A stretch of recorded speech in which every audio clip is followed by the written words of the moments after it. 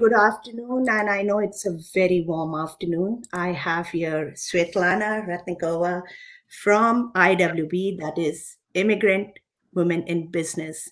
And I have my special guest here, Carolina Ojeda. She's from Venezuela, another international guest of ours. Svetlana, welcome to Design Television and namaste. Thank you, Mickey, for having us. Um, and thank you for all the technologies in the world that allows us to be united and work collaboratively, merge our networks so we provide more value and resources to the people in our communities. Maria Carolina Ojeda, one of those beautiful ladies who came to our life through the power of networking. We do a lot of networking, online, offline, today online, 4 or 5 events per month. And that's how we got connected. That's my first advice to the world: network. I mean, that's it's all about those people who we're connecting. The more people we know, the more strength we have to move forward and do amazing things. That's how Carolina came to our life. And Mickey, how it is. I call Carolina sister from another mother. Sometimes you just get them on the phone and you have 5 minute conversation, and it's like, that's it sounds like I know you for 20 years, right? So it's a gift. I call those people diamonds, who come to us with that spirit of growth, with that desire to make an impact. Went usually through a lot of challenges to be humble and trained in mind and spirit. And I would love to say welcome, Carolina, to our world. Mickey and I, we've done a lot of networking.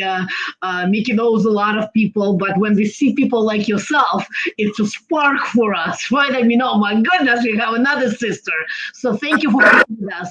Thank you for joining our network. Thank you for joining our show. Thank you for your leadership. And maybe if you can tell us a little bit about your story. How did you come into being that well-rounded leader today? Thank you so much, ladies, for having me here. Thank you, Miki. Thank you, Svetlana. It is my pleasure to be. The things that I love the most is that we could have so many different cultures and we all get with the idea of building something together. Like, how can we make ourselves better every day? And seeing you ladies in such a short notice of time, getting me involved into this TV show is it's a privilege to me. Honestly, it's a privilege, and I'm pleased to be here. And I came to Canada 14 years ago. As you say, I'm from Venezuela. Situations back home is a tough situation right now, and I'm sure many people have come through the same situation. And my career is architecture.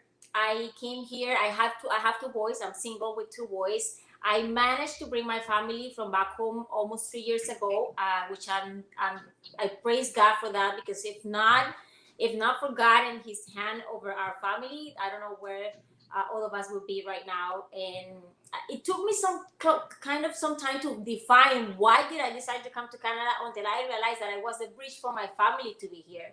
And I'm so honestly, I think Canada is a country with a lot of opportunities, and we have to work together as a team so that we can create examples of success where we can inspire other people. And I love the fact that you, Miki, have this program where you can globally communicate with everybody, so that we can deliver information to people and how can we can become successful or achieve the goals and dreams that we have. And that's something that I honestly appreciate a lot. When it comes to Carolina, you said that you came from Venezuela, but I was going through your resume where it showed that you are trained as an architect. You were an architect. You tried your hands here at different kinds of designing I think it was Bath and Body Works, Victoria's Secret, all those stores, interior designing and all. What made you jump from arts to finance? Like, it's a huge jump. It's like, Yes, that is a good question. I used to design all the stores for limited brands and even Nordstrom, Chanel. I loved my career. I loved it.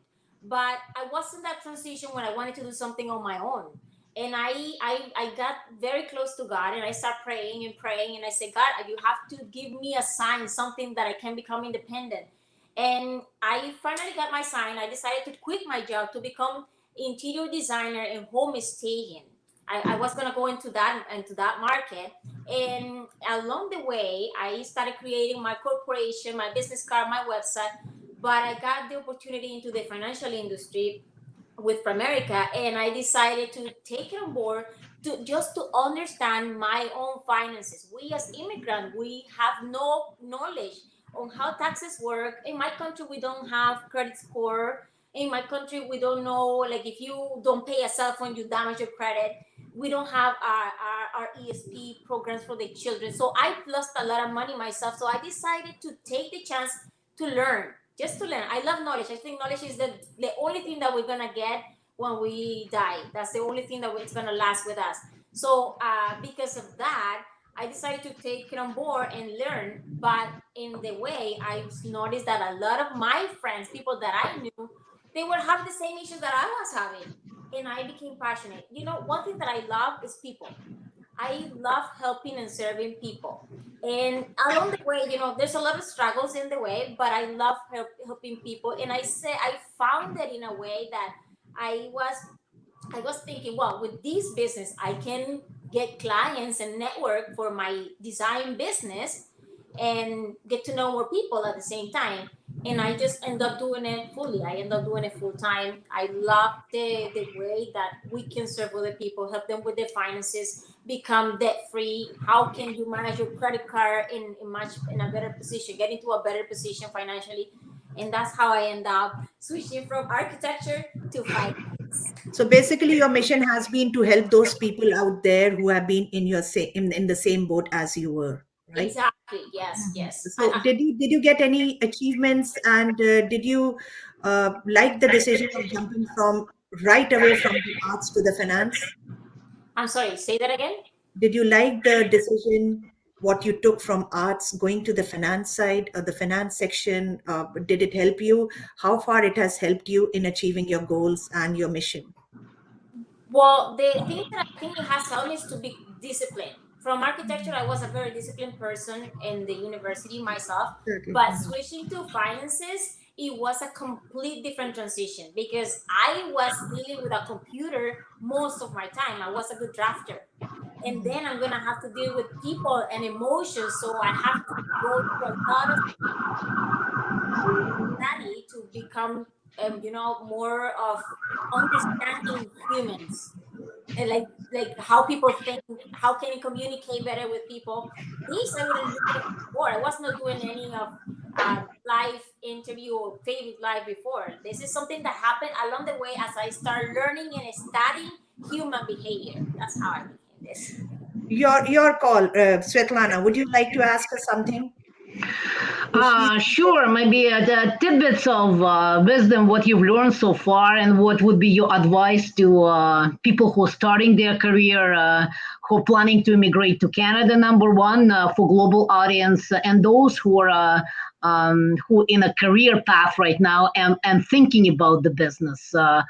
Give us those two advices, Yeah, please. one who is a newcomer, I always people to do networking. A lot of people get so enclosed to themselves and like, oh, I don't want to listen to that person because I'm not related to that industry. I do think that you have to listen to everybody and get opinions from everybody, and then you start canalizing your ideas. And in terms of finances, as I said at the beginning, not many people knows about taxes. Not many people knows about a retirement account, an investment account for education. Where do I invest my money? How do I invest my money? And when we get here, they don't put us in a room to explain us any of it. My country is completely different in terms of taxation to Canada, and I'm sure India and Russia the same time, the same way. So Right. we have to find the main source. It's not like my neighbor told me, my friend told me, and you end up getting advices from someone that's in a worse condition than yourself. You always go to the main source and get the information that's required, that's gonna help you get to where you want to. So that's crucial, number one thing. And I think even if somebody doesn't want to make the business, I think everybody needs to know about finances. And if you come into a new country, understand that is completely different to your country. Even a will works in different, like here, if I have my children and I passed away and I don't have a will, the government takes my children. I didn't know that. I didn't know that personally.